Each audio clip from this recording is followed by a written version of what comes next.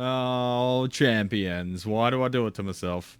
We've got a Blackstar. This is a HT-5. It's come in with reports of humming in play mode and standby. Now, pretty much I think all the Blackstar amps, other than maybe the Artisan and a few of those types, the boutique-y ones, they don't turn off the HT to the, well, the entire amp when you put it into standby.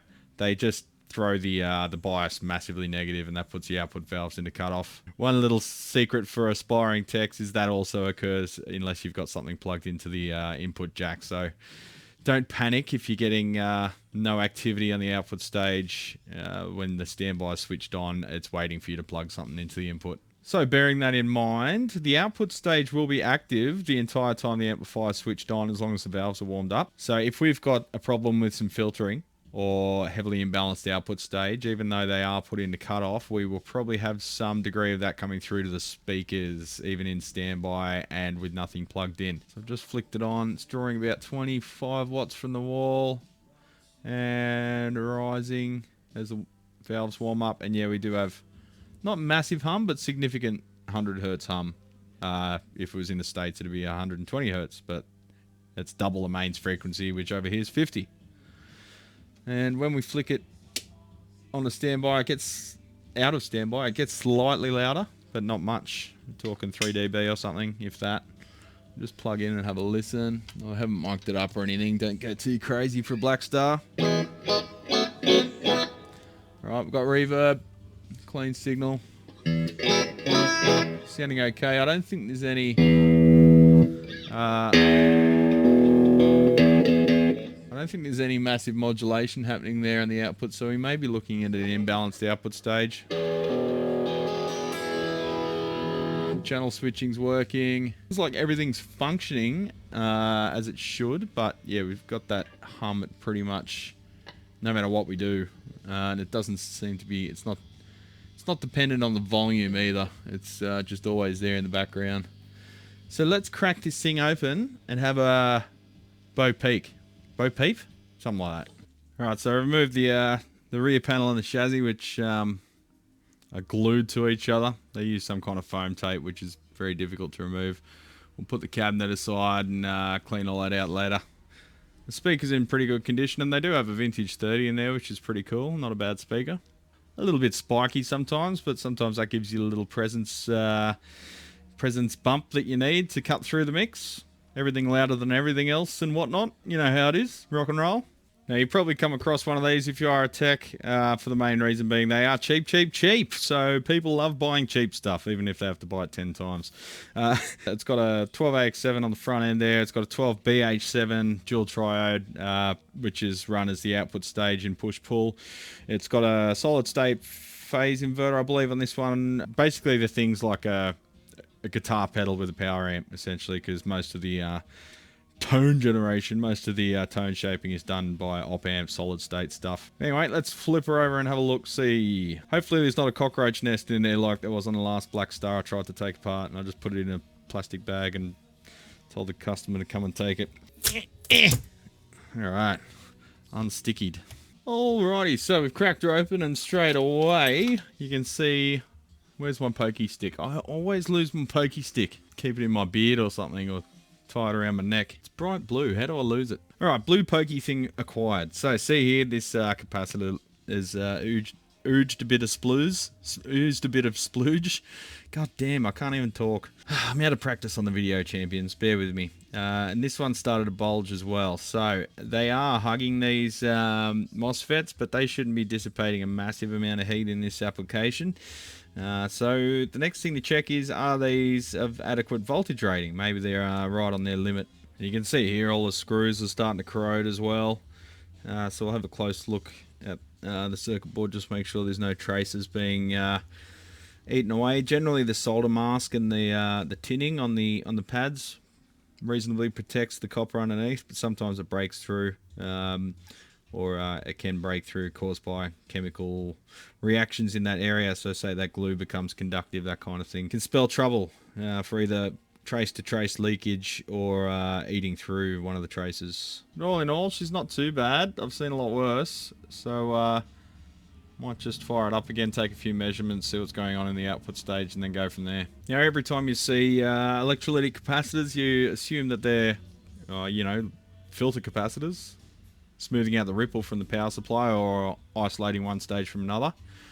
Decoupling, in other words. But in this case, they are coupling capacitors. So these are like DC blocking caps that you normally see film caps used for.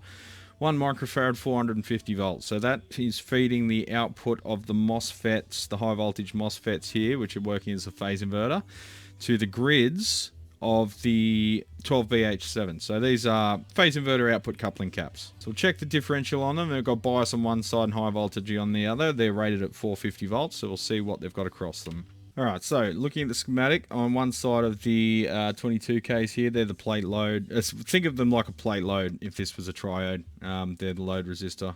Drain load, if you will. 308 and 308, that should be the same. 307, so it's fluctuating, but yeah, it's essentially that's the same pin. They're both connected on one side, that's just fluctuating over time. On the other side, on one side of the phase inverter, we've got 169-ish volts, and on the other, we've got 211. Alright, so that's showing that we've got a different load on there. And then if we look at the grids of the 12BH7, on one side we've got minus 18 volts, on the other side we've got minus 45, so massive imbalance on the bias there on the output stage, which would be leading us to that hum due to lack of cancellation, which would normally occur if both sides were balanced. Now there is a bias and balance trim pot, but changing that balance isn't changing that minus 18 at all. We'll have to replace that cap because I think that's dragging it upwards by a partial short, and then we'll go from there.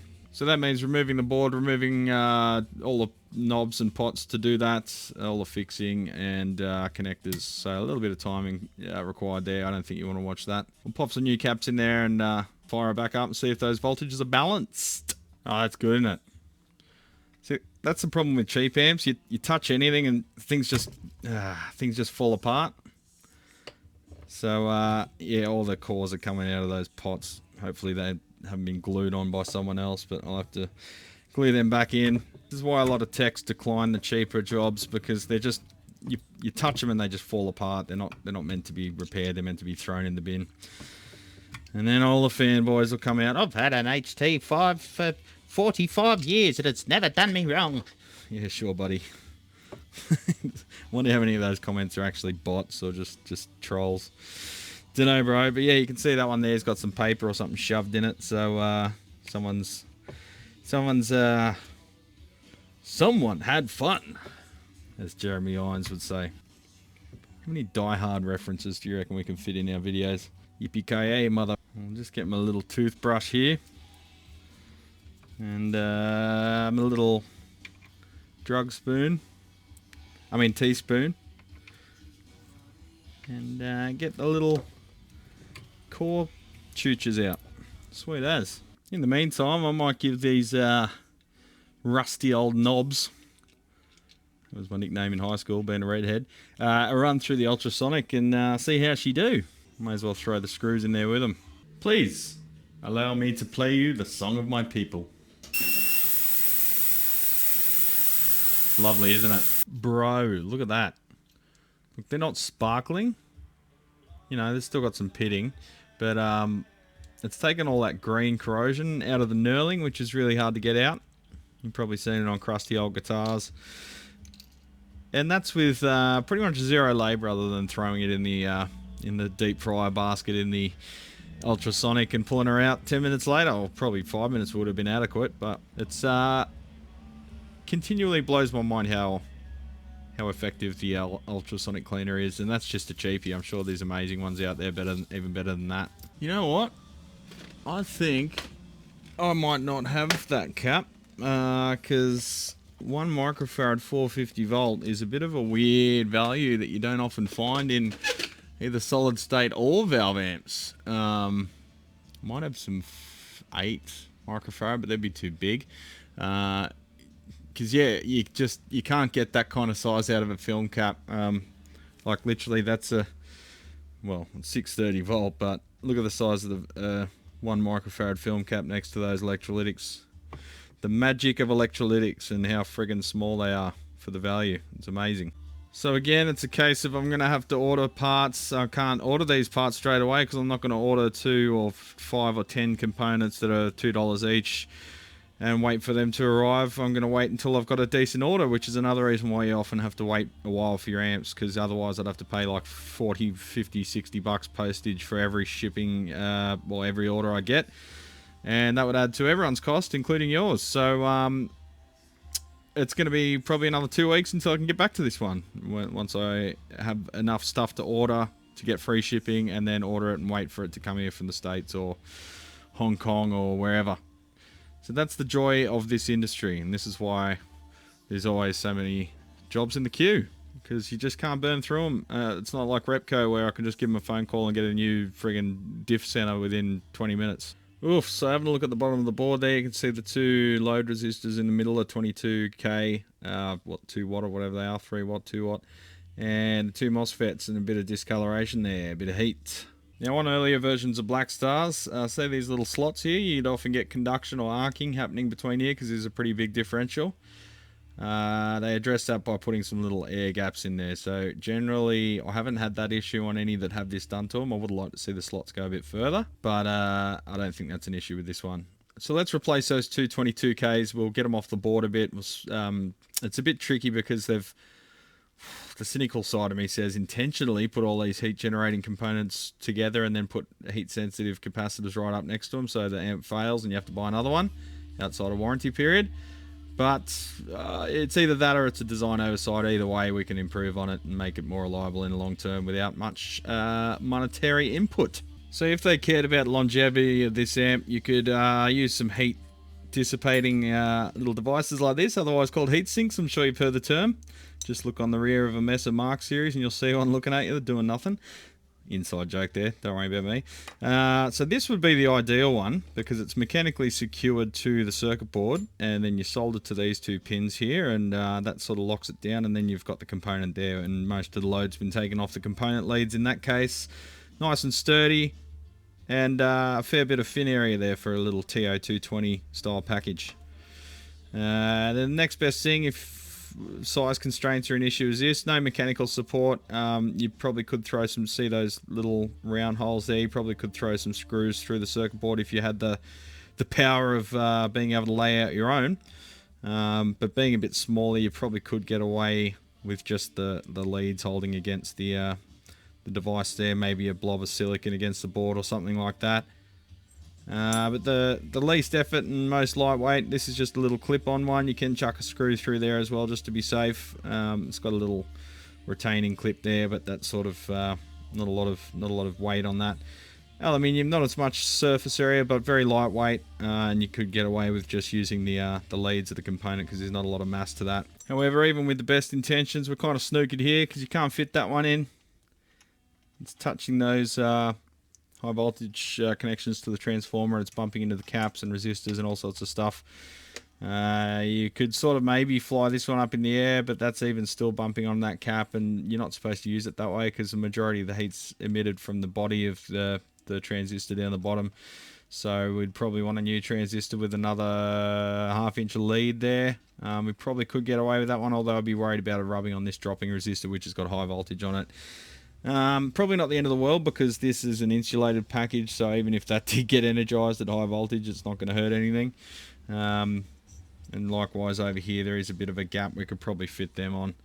And this one, because it's got the big wide wings there, it's wanting to bump in everything as well, and the caps that we've got to replace are in the way. So, you know, even if you did want to make this thing sort of roadworthy,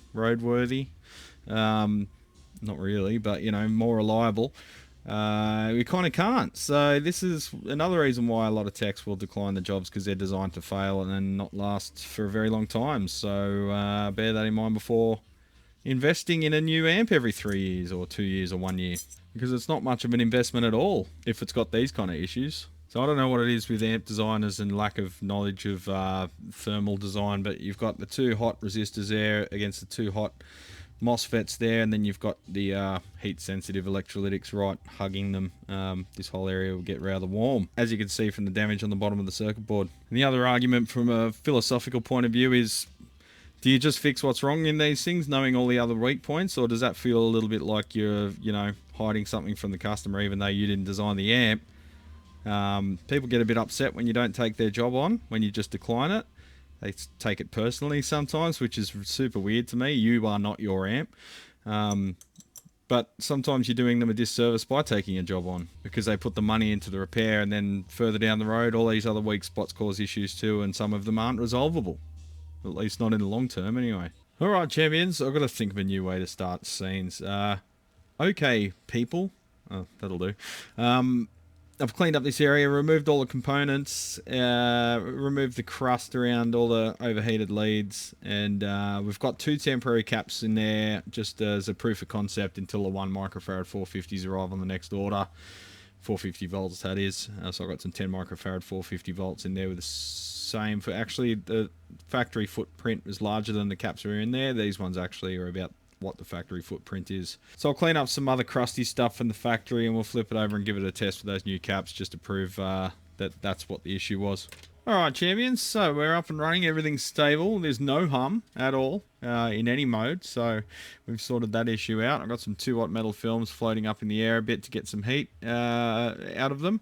Bit of airflow underneath, not hugging the board like before, plus just the lead itself gives a little bit of thermal isolation, transition from the hot resistor body down to the board. Resoldered these, I had quite a bit of lead on the bottom still from the factory, so I was able to clean the solder joints, check the pads and everything had you know, structural integrity, nothing was loose, and cleaned off all the burnt old solder and just extended them as much as their existing leads would allow. I did have some IRF 840s, but they were the metal body type, and I just wanted the insulated body just in case it touches anything.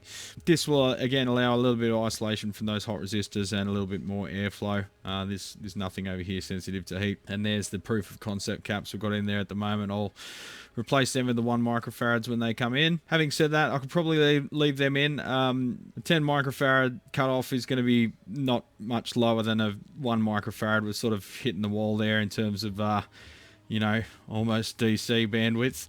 The one thing that concerns me is if you turn it on without the standby, they could take some time to charge. But we're talking pretty small currents in this thing anyway with the little 12BH7 valve. Alright, so we've got about 400 ohms on the left-hand side. This is the output transformer primary, so what do we got? 1.5. I'll turn my soldering iron off because that makes it fluctuate a bit. So 1.6 divided by 400 multiplied by 434 divided by 3 milliamps, which is the maximum plate current per triode. And we've got about 58% on that side.